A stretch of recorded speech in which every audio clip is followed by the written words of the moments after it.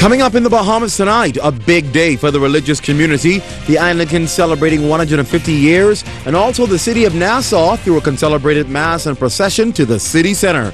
Meantime, the Baptists also making a public showing of their faith as they parade through the streets of the inner city. And opportunities galore awaiting the youth of South Andros as they get a chance to view which career they want to pursue. We're there. Stay close. The Bahamas Tonight Sunday edition starts right now.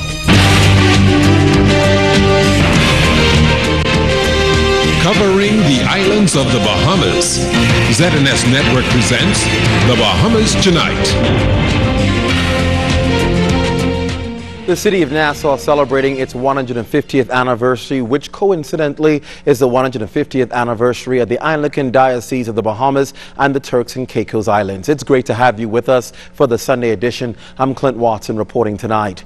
Anglicans culminating their year-long celebration of the 150th anniversary at the diocese with a concelebrated mass at Christ Church Cathedral, George Street this afternoon. In 1861, Nassau, formerly called Charlestown, became a city with the parish of Christ Church becoming a cathedral. The development of the Bahamas and the Turks and Caicos Islands is closely intertwined with the Anglican Diocese. Our Shanique Miller is live at Rawson Square with the details of the two anniversaries, which culminated recently with a procession from the cathedral to Rawson Square. Shanique, good evening. Good evening to you, and of course I'm here in Rawson Square where thousands of excited Bahamians, excited and happy, jubilant Bahamians were just here to usher in officially the 150th anniversary and celebrate of the City of Nassau. We had prayers and songs, and of course Royal Bahamas Police Force and Defense Force bands just giving beautiful music here, all testament of where we have come over the last 150 years. Now, just before that, before the march on here to Parliament, there was a church service at Christ Church Cathedral, and of course, delivering the sermon was the Archbishop of the West Indies, John Holder. He talked about the history of the Anglican Diocese and the Caribbean, and he told Anglicans, of course, to be mindful of what their primary mission is. Take a listen. Our ministry, even like that of our Lord, must address the present social issues of our time, and we must affirm the presence of God. In the best Anglican tradition, we should avoid getting trapped in any false and unrealistic God-world, heaven-hell divisions. Instead, we preach the wholeness of God's creation, and we respond to those areas, to those conditions, and to those persons that seem to deny this wholeness. We do not confuse wrong with right, or might with right. We do not sacrifice the ways of God for the ways of expediency. We stand up for justice and righteousness and peace. Addressing the parishioners at Christ Church Cathedral was Bishop Leish Boyd, Bishop of the Bahamas and Turks and Caicos Islands, and he focused on the history between the two countries. Take a listen at what he had to say. Our church has been present and involved in all of the islands which make up this diocese. 25 islands and more, 21 in the Bahamas and 4 in the Turks and Caicos Islands. More than 90 congregations, more than 70 clergy, 4 schools, and numerous specialty ministries. This church is alive, it is powerful, and it is influential.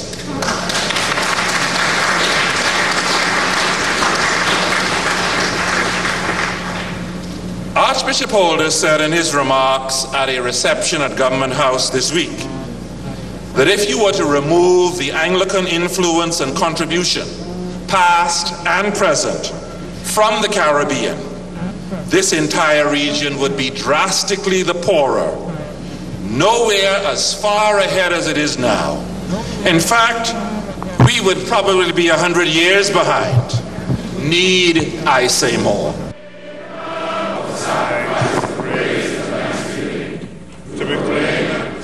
Back here live on Rawson Square, of course, you see a number of people still about talking and chatting. Just a happy atmosphere here. If you look around the square, Clint, you would see pictures mounted up of various scenes of historic Nassau. Certainly, of course, the history of the Anglican Diocese of the Bahamas and Turks and Caicos Islands and the various persons who held the post of bishop of that church. But responsible for all that's here in the square this evening and for the last couple of days is Linda Stubbs. Linda, talk about what went into designing this and having, even, for example, Clint, if you look on the far end of Parliament Square, governors general who would have held that post in our country's history. So talk about what went into designing the format and the layout here. Well, Shanique, this was birthed since independence.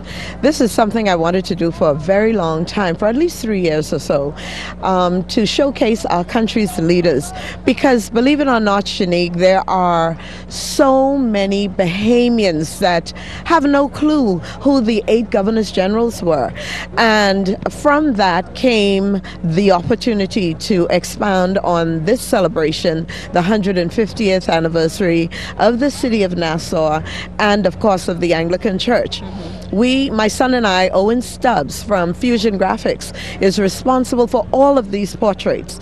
He did the research, he did the graphical work, bringing them back and restoring them to where they are. And, you know, Shanique, it's just a fantastic display. It definitely is, and I'll ask you just one quick question. And what does 150 years as a City of Nassau mean to you? Shanique, I'm so proud because I'm not an Anglican, but I can tell you this much, Shanique, that, you know, with the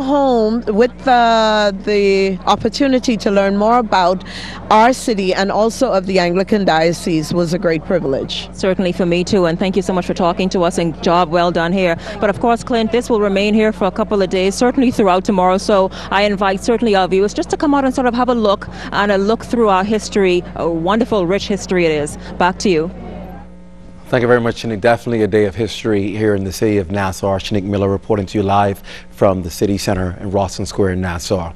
Well, 1,000 Anglicans and friends turned out in full on Friday night for the 150th anniversary gala ball at the Sheraton Cable Beach Resort. It was one of the highlights of the year-long celebrations of the 150th anniversary, bringing a number of bishops and clergy from throughout the world to Nassau for the celebration. A handsome check representing profit in the amount of $70,000 was presented to Bishop of the Anglican Diocese of the Bahamas and Turks and Caicos Islands, the Right Reverend Leish Boyd from the Anglican Ball Committee. Bishop Boyd, the third Bahamian bishop of the diocese, thanked the group and reflected on the Anglican Church's rich history.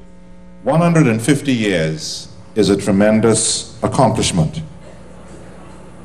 No one event, no one medium is sufficient to symbolize or to express the gratitude that we feel as a diocese. God has blessed us tremendously. God has allowed us to do many wonderful things. God has changed our lives as members of His church. And all through the 300+ year history, God has allowed this church to be a life changer. The Archbishop of the province of the West Indies, the Most Reverend Dr. John Holder, also noting the contributions of the Anglican Church to the development of the Caribbean region. I think it's a time to reflect on the great contribution the Anglican Church has made to the development of this part of the world. For many, many centuries, the Church has been here proclaiming the good news and being involved in those developmental projects like education and health that emphasize the important Anglican understanding of life. That life is not only about Sunday and worship, it is also about Monday to Saturday and about all those social events in which we're involved in the course of the week. Another major nomination making headlines today. It wasn't the usual turnout that we're used to seeing each year at the annual Baptist Day March. but that by no means diminished the high spirits of members of the country's largest religious denomination as hundreds marched throughout the streets of the capital. The annual Baptist Day March went off today without any delays after being postponed several weeks because of inclement weather. Those that turned out were more than pleased to represent their church and gave a show that kept spectators dancing. One by one, Baptist churches outfitted in colorful choir robes, shirts, and matching uniforms paraded through the streets of the capital from Clifford Park, heading south on Nassau Street, west on Pontiana Street to Wolf Road, ending at Windsor Park. New Bethlehem's Reverend Everett Brown, Foresight's Reverend Carl Culmer, and Zion's Reverend T.G. Morrison all agree that while the march may have been smaller due to the postponement, it was nonetheless still effective in delivering the right message. Local leaders also agreed that the march still serves the purpose of not only uniting Baptists, but letting the world know about Jesus Christ, and that the Baptist movement is alive and well. Well, this breaking news into our newsroom flooded with calls late this afternoon. A strong surges near the glass window bridge in Eleuthera, making it impassable. In fact, two female residents of Spanish Wells were taking pictures on the bridge when they both reportedly fell overboard because of the strong winds. Now we're told the women fell among the rocks and not into the waters itself. They were taken to the Lower Bull Clinic, where they are presently being treated for injuries about the body. One of them, we're told, suffered 2 broken legs. Police want to make you aware that for a couple of hours, the glass window bridge will be closed due to sea surges. Eleuthera residents are asked not to try and cross the bridge that connects North and Central Eleuthera, as it is extremely dangerous. Again, please take heed to that precaution by the Royal Bahamas Police Force that the bridge is closed for a couple of hours due to those strong storm surges, sea surges that is, and you're asked not to try and cross the bridge at this time, as it is extremely dangerous. In other news, one day after apprehending 44 Haitians found to be in the country without status, another group was found yesterday, believe it or not, Harbor Island again, the site as a Haitian sloop ran aground off that North Eleuthera Island last evening, stranding 101 migrants. Although more than 100 were apprehended, officials believe it is possible that some of those migrants may have drowned. Now, the 101 Haitians were taken to Harbor Island. Tonight, they are still there being processed by immigration officers. Also, they are being assessed by medical officials for any potential health risk. Director of Immigration Jack Thompson with more on that illegal landing. A little over 100 illegal Haitian migrants were on a 60-foot wooden sloop which ran aground 1 mile of the southern shore of Harbor Island.